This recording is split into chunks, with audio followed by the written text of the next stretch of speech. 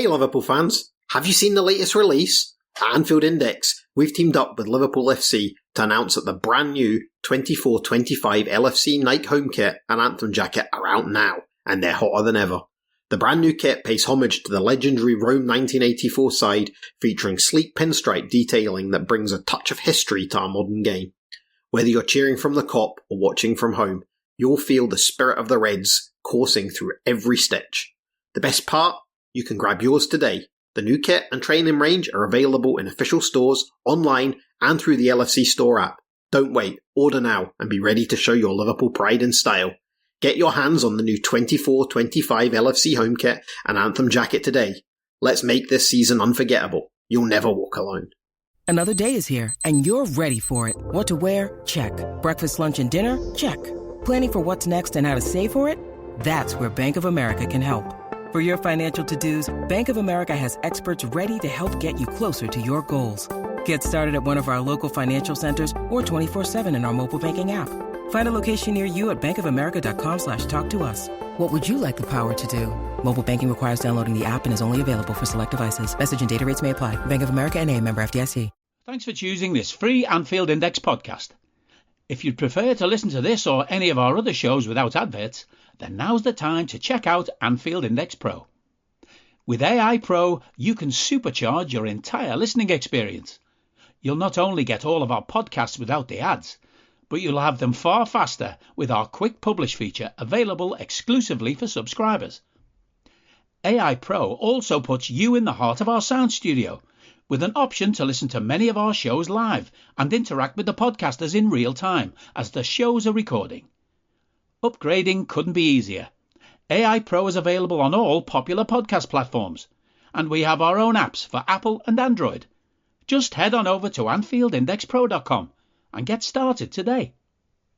Hello and welcome to Molby On The Spot, your weekly chance, thanks to Anfield Index Pro, to hear the wit and wisdom of Mr. Jan Molby as we return to our conversation, our ongoing conversation. Once more, good evening, Jan. Good evening, Trevor. We're almost there, aren't we? We are almost there. And I don't mean the season is over, but the big man leaving, eh? The big man leaving, and there's nothing but chat about the big man leaving. It's hitting a lot of people hard. I don't know what's happened to me, and I used to be a lot more sentimental. It's supposed to happen to you as you get older. I saw my old man get more sentimental as he got older. These days, there's hardly ever a tear far from his eye if he's getting, sort of emotionally invested in anything.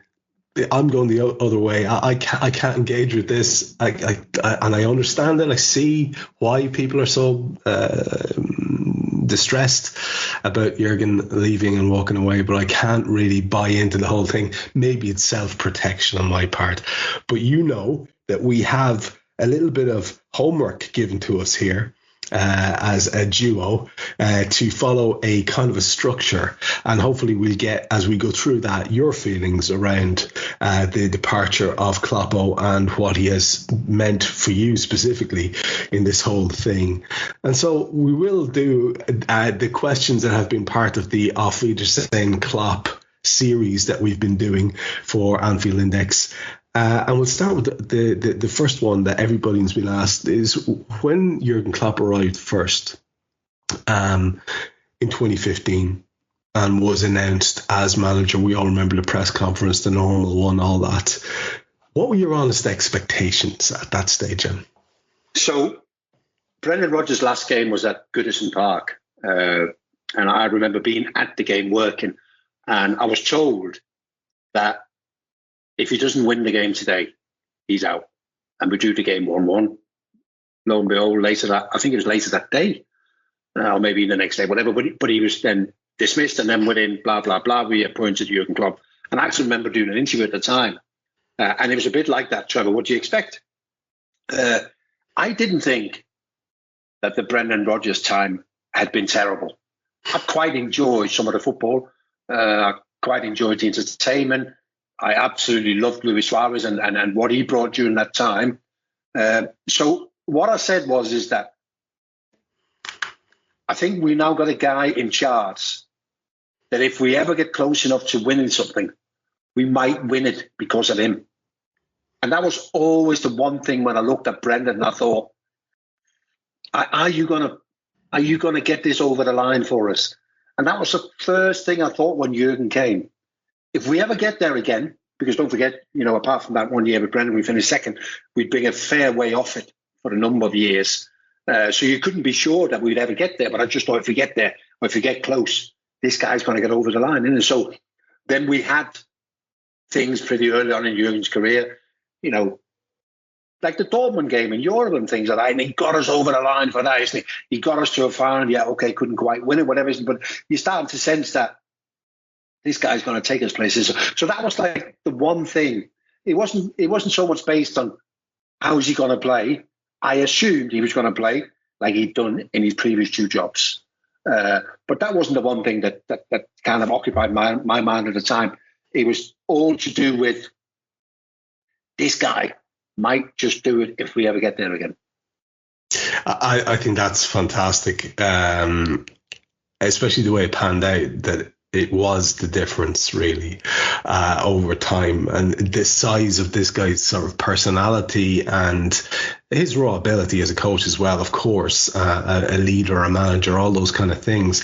But what was interesting as well, I'm sure you were part of the discussions in your media capacity at the time of, well, what does he bring and why, your expectations based on what he'd done. And the fact that he had a winning past made me very enthused in the same way that, I'll be honest with you, there was talk about Ancelotti, if you recall, at the time as well.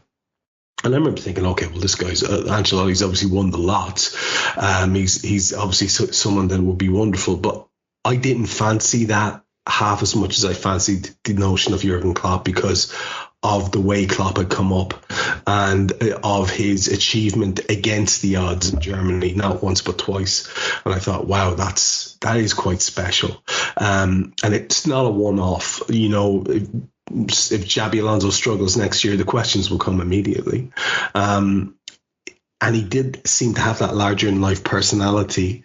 And so I wonder, did any of that sort of factor into what you were thinking when you were thinking, will he be the one who can make the difference, as you said, to push us over? Was it the strength of personality, or was it just simply the attainment of having won 2 Bundesligas?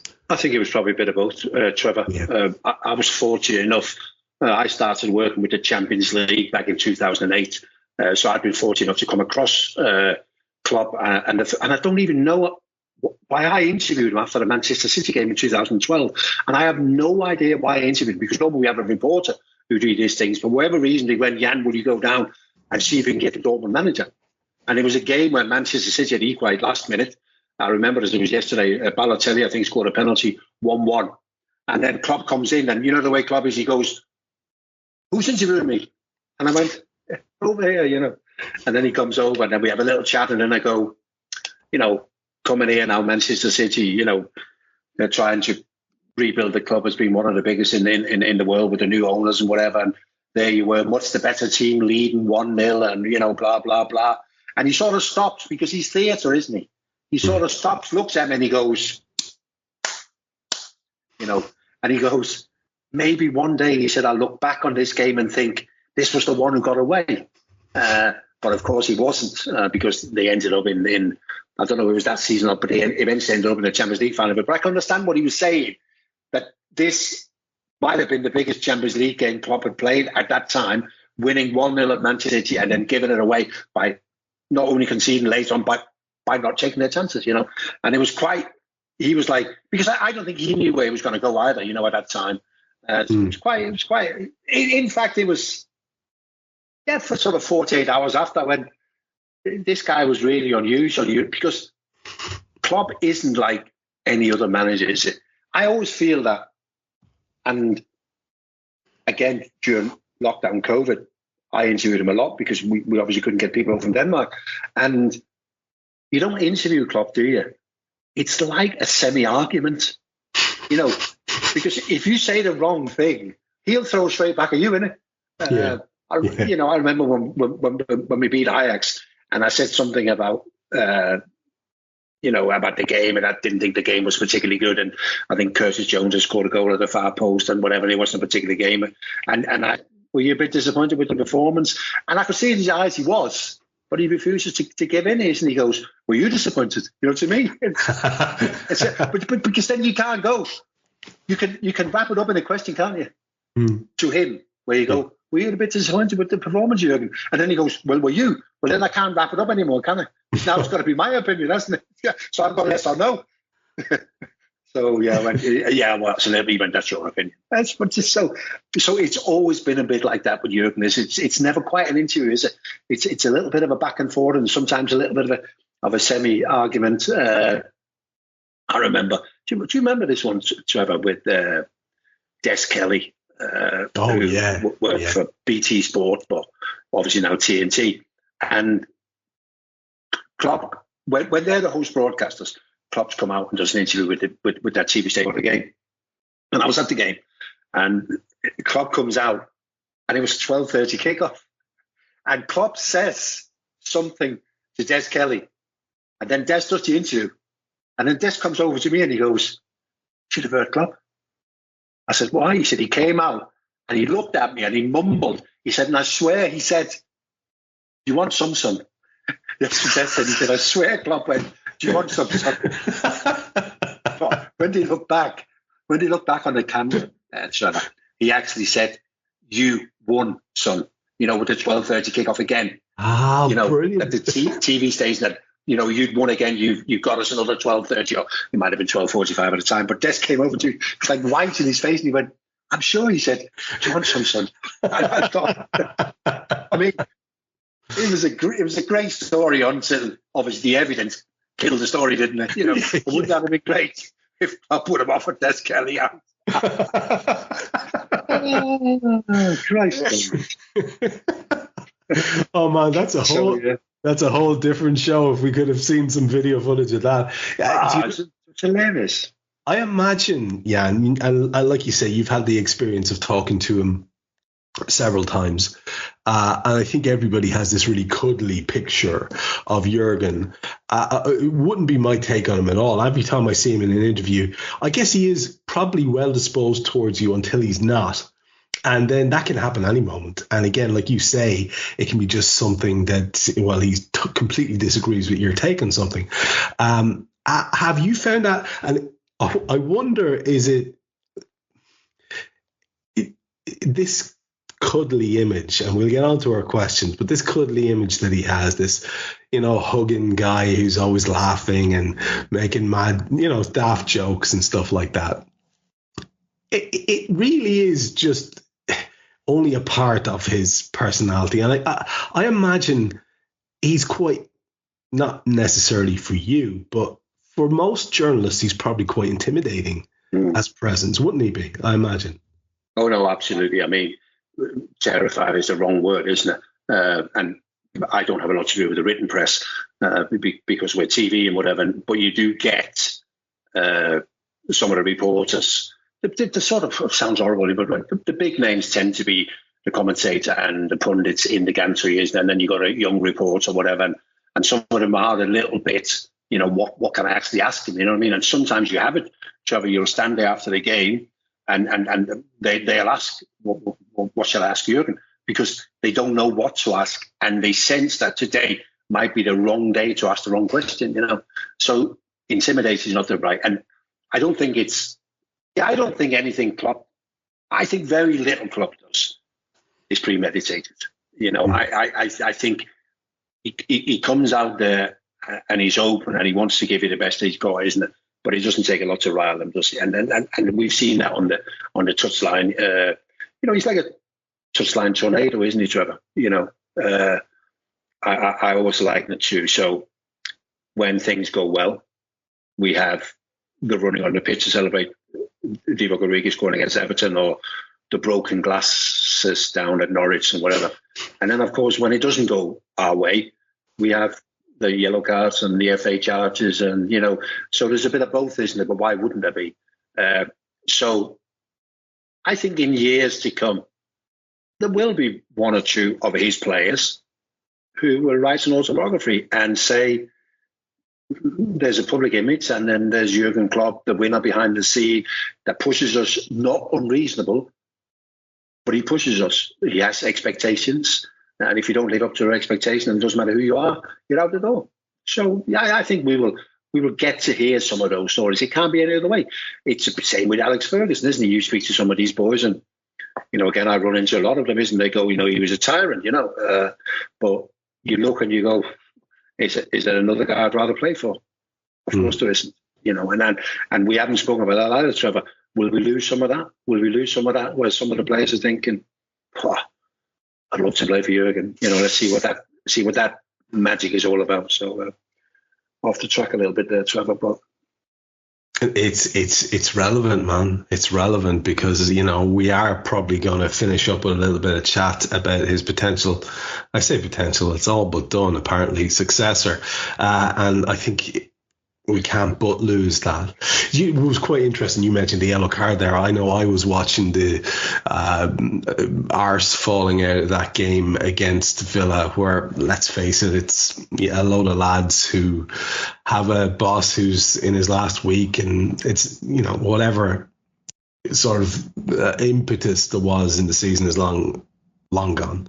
It was frustrating nonetheless to watch, but I found myself hoping against hope that Jurgen would absolutely lose the rag, get that yellow card, and then just simply turn up on the last day of the season in defiance of his PGMOL buddies. But alas, that was not to be. Maybe we'll get one last fire.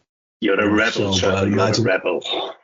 Yeah, you like it. You like to see a bit of edge. The second question I wanted to ask you was about. It's one of the hard ones. These next couple are hard to pick, specific people out. But obviously, over the course of the time that we've had Jurgen in charge, there's been a lot of highs, a lot of lows, but a lot of highs as well. Champions League, Premier League. When I was doing this show recently with some other people, they're the obvious picks. And for me, just to put on the record, winning that Champions League is the pinnacle because it's everything. And that trophy has always meant everything to me. It was the first thing I saw and I associated with Liverpool was Kenny dinking that ball in against Bruges, and that was me. I was hooked. So that's Big Ears is it. So that I can't get past that. That's the pinnacle. And you remember that lovely video, Jan, the 6 odd minutes or so in the immediate aftermath of the final whistle, watching Jurgen go round and round and sort of in a daze and hugging everybody and celebrating. That's to me, that was the pinnacle. But everyone else that I've asked so far had a completely different take on what the pinnacle was. If you had to pick one, and it's difficult to do that, what would it be for you? I don't need a VPN. I've got nothing to hide. This is what I used to tell myself before I hooked up with LibertyShield.com. Not only is my home internet now fully encrypted, but I can now access all the websites I want, whenever I want, and do so from absolutely anywhere. As a Liverpool fan, I love to know I can now watch every match, regardless of whether it's on UK TV or not. My Liberty Shield VPN makes sure nothing is blocked and guarantees me super fast streaming speed throughout that match. You can get connected right now with their software package, which includes a 48-hour no-obligation free trial and instant access to their apps for Apple, Android, Fire TV, PC, Mac and Android TV. Or go a step further like I have and get one of their pre-configured VPN routers. These small but powerful devices allow you to easily connect every device in your home to VPN, making it the perfect solution for smart TVs, Mac boxes and games consoles. Visit LibertyShield.com today and use coupon code AIVPN25 to get 25% off at checkout. Well, I was lucky, Trevor, because I was one of only 300 people who were part of it, and that's winning the title. Wow. During COVID. Because I think there's so many things. So obviously, there's Liverpool's chase to win the title, and by that time we're nearing 30 years. And then COVID comes along, the season is stopped, and then the big thing. And had you asked me in April, May, Trevor, what do you think? I'd have said, yeah, we won't finish the season. It'll just be void. But But then luckily we get it back on the road in June. And I keep coming back to this, but it is part of it, isn't it? Because I live in the UK, I could go to the stadiums. And I'm generally saying to my wife, okay, I've got better things to do in my life. No, but that's how it felt, Trevor. I've got better things to do in my life. I'm not going to drive around. We're going to have games. We have games almost every day, Trevor. Yeah. Because you no longer have to consider the fans. So we're just banging the games out, aren't we? So we started, the first game I was at was Spurs against Manchester United on a Friday night, driving down to London, and there's no one at the game, and you think, Jesus Christ, this is going to be a long couple of months, you know what I mean? But then the third game I was at was the Merseyside derby, and then all of a sudden you think, well, for these guys, you know what I mean? For these guys to have done what they've done, and then not to get to finish it, and then to get to finish it in the way that they did. I don't know. It just did something for me, Trevor. And I've spoke to you before about the presentation and everything, isn't it? And I just felt so sorry, but so relieved and pleased for this group of players that it couldn't be done in the manner that it's normally done, but it was done, which gives them the stature that they deserve because they won the league. As much as people go to asterisk next to them, why would there be? We finished the season fair and square. Everybody played the game. So I have a lot of time for that season, Trevor. You know what I mean? I was just so glad that I decided to carry on and finish the season off, and we managed to win the title and get the trophy after that Chelsea game or whatever. And, we talk about Jurgen, and that was another day when we had the argument with Frank Lampard on the touchline. I just see, had we not finished that season, Trevor, Jurgen would have probably left without that. I think it would have been easier for Jurgen to leave without the Champions League, but with the Premier League. But if we hadn't finished that season, he would have ended up with the Champions League, where we go, yeah, okay, the Champions League's always based on something else than league campaigns, aren't they? So I just think that I almost think that for me is what elevates him into the right for us to talk about him as one of the greatest we've ever had. Had it just been knockout competition and had it just been the one Champions League trophy, you're looking and you go, there's a bit of raffle here, isn't it? So I just think that league title, and you can go, yeah, okay, it was only one league title equal to Blackburn and Leicester City, but it was up against a juggernaut, wasn't it? It was when the juggernaut was in full flow, one of Manchester City I'm talking about. So, yeah, I just have, but see, I've always enjoyed the moment of walking around Wembley with the trophies and whatever it is, but there's a satisfaction about a season, Trevor. There's a satisfaction about the season. So that, for me, is a standout moment. Absolutely. Yeah, and it comes and validates, for the record, one of the guys on the show last night, Harinder, he chose, and it was a bit of a cheeky one, that chunk of time when we were European champions, we went straight into the league campaign, we win the World Club champions. World Club, yeah. All that stuff. That period of time, Liverpool was untouchable, all the way up until the COVID nonsense happened. Up until that period of time, that run of time up until then, as you say, up against this great team. And again, we've spoken about it many, many times, the points totals accrued against that juggernaut you mentioned would have won every other league. I heard some daft thing about the points totals that Jurgen's put together. It's, when people try to dress it up as he's only won one league, it's really, really disingenuous, I have to say. Trevor, wasn't there a season, 38 games over 2 seasons, but 38 consecutive games over 2 seasons where I think did we take 110 points? Yeah. What's available? 114. Yeah, it was something outrageous like that. It was it's unsurpassed. It's like, if we're going to go all yank on it, it's the winningest run in football history in the top flight. And that in and of itself, just that speaks volumes. And, to have been so close as well and so many other times, I got great satisfaction out of the league as well, but a bit like you, I guess most of us had that thing of not feeling part of it. It was it was a real luxury, I guess, for you to be there. I've never asked you this before, and it's completely off the topic.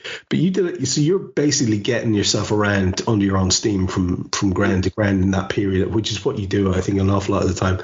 I've never asked you this before, and the reason I ask is that I am currently spending most evenings and on my way home from work, most afternoons, flirting with a new vehicle, because I'm obsessed with cars in my as years go on. So I have to ask you, are you a car man? Does it matter to you what you're getting yourself around in? No, I'm not a car man, Trevor. You're not?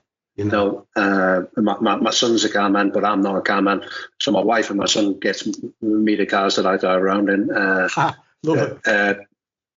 My neighbour stopped me the other day, and she goes, "Oh, I can't believe it, Jan." And I'm thinking, what? She goes, "My husband just bought me tickets for Formula One." She said, I can't contain myself. She said, "I'm going," and she, "What do you?" I said, "Well," I said, "the TV station I work for, we have the rights. They all say it's a fantastic product, but I have no interest." And she went, "I can't believe that." She said, "I'm a petrol head." She was just, and that's my neighbour, she's a little bit older than me, in her early 60s, and she was so excited. So I get where you're coming from. My son is the same. Cars. Have you seen this, Dad? I said, "No, I haven't, but I don't have any interest either, so leave it. Just leave me alone." Just leave it alone. If it doesn't have four legs and chase around a track, you're not interested. York races this week, you know what's going on. Our next one for you is kind of related to this period of success. Obviously, a lot of people will say, well, if it wasn't for X, Y, or Z, then this would never have happened. Now, so we take Jurgen Klopp out of the picture as part of that product that, it doesn't happen without him. But we'll kind of split it in two, just so you can pick two different people if you want. Again, for some people, it was the same person. Would you have a player that you think was the most influential of the Klopp period? And if you do, is that the same player that happens to be, you think, the best signing of the Klopp period? Yeah, I think that person is probably the same person, Trevor.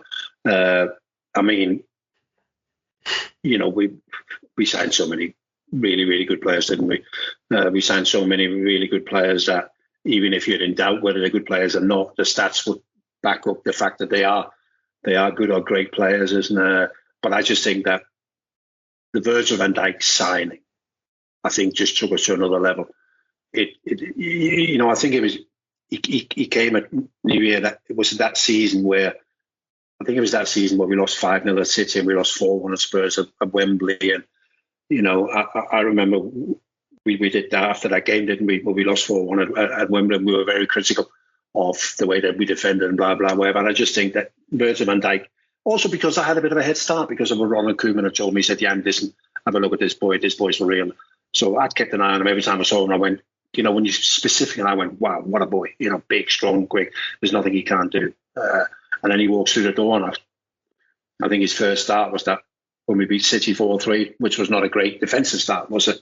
But nevertheless, I just think that Virgil walked in and transformed everything. I think if you look through most great teams, there's something there, isn't there? So even when you go back to Liverpool in the 60s and you talk Sir Roger Hunt and everybody else, but Ron Yates is the rock, isn't he?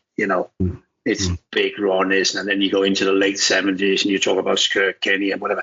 But Souness, Souness is the glue, isn't he? He's the man, isn't he? You know what I mean? So then we get up to Gerrard and whatever. It's like Gerrard is the man, isn't he? Even when Suarez was a better player than him.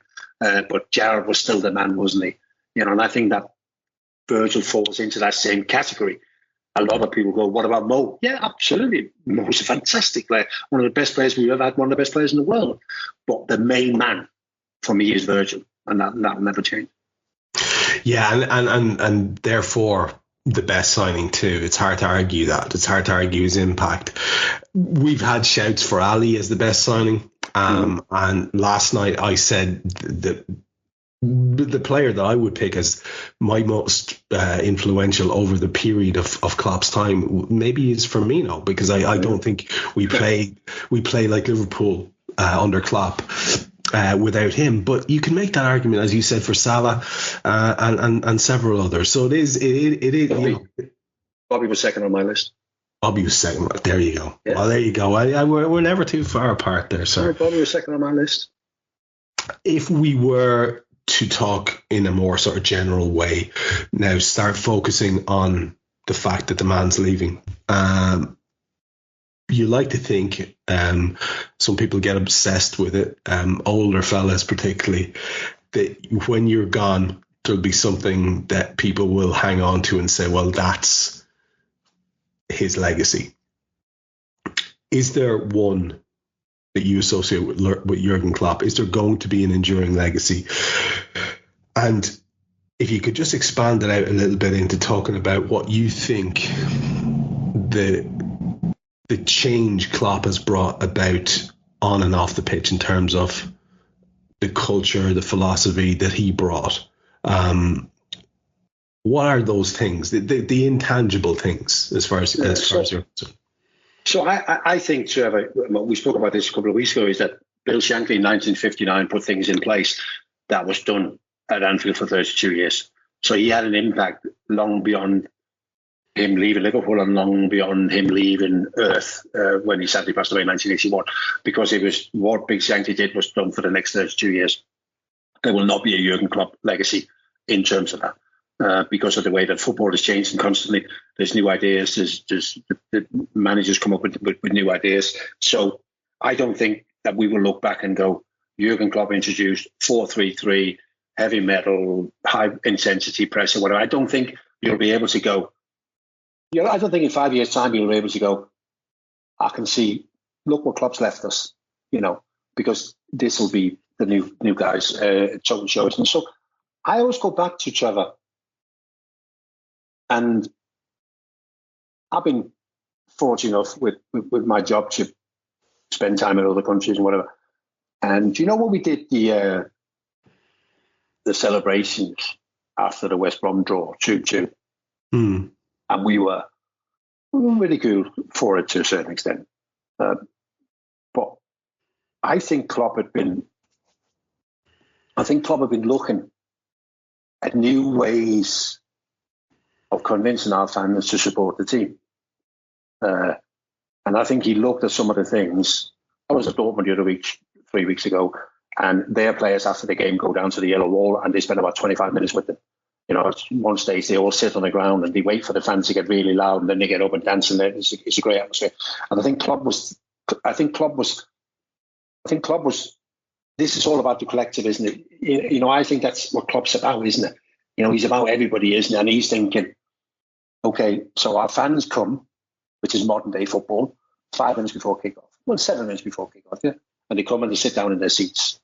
And if we're winning 2 or 3-0, they leave 10 minutes before because it's a nightmare to get away from Anfield. So I think Klopp was like thinking, no. We got to find something after the game that we do together. Yeah. So it's like also the fist pumping, isn't it? It's something that we do after the game together. So when we're winning 4-0 the 85th minute, the game's not finished. There is more. Your experience of come to Anfield, there's still more to come. And that is what happens after, isn't it? So what we see now, we see more and more fans stay behind because they quite enjoy the fist pump and the players doing half a lap of one and all that. So I almost think that, are you allowed to say, Trevor, but was it almost asking the Liverpool fans to support Liverpool in a different way? Where I understand that very spontaneous, isn't it? British football fans are very spontaneous.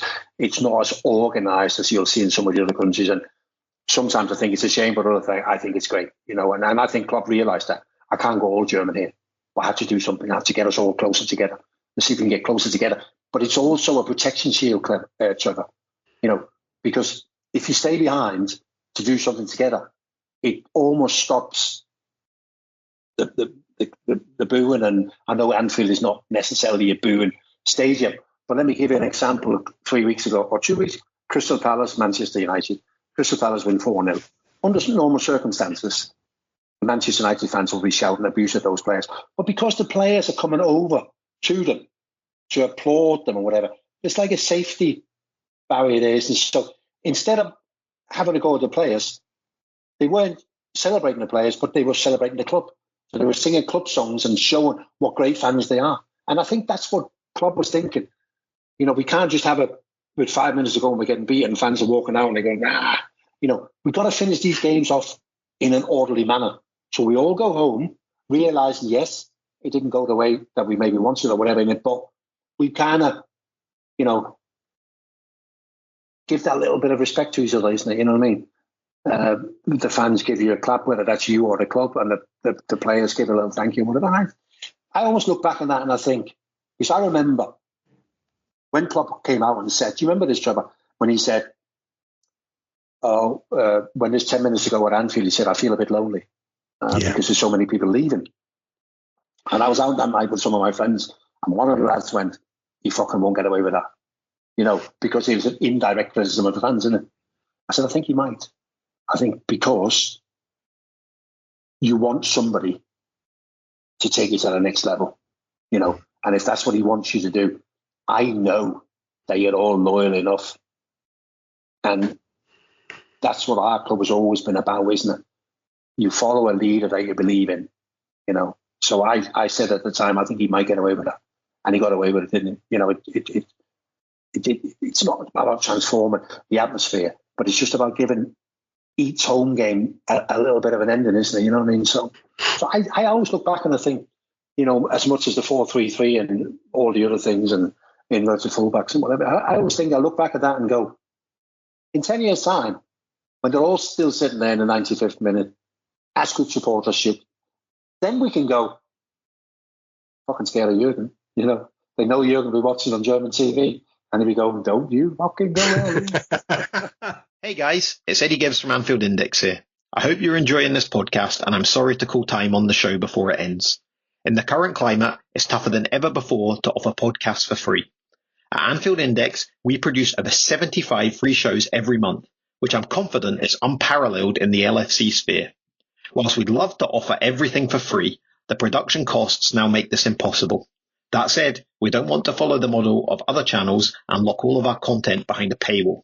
So what we've decided to do is to continue offering every show for free, but cut that offering to 30 minutes on our longer shows.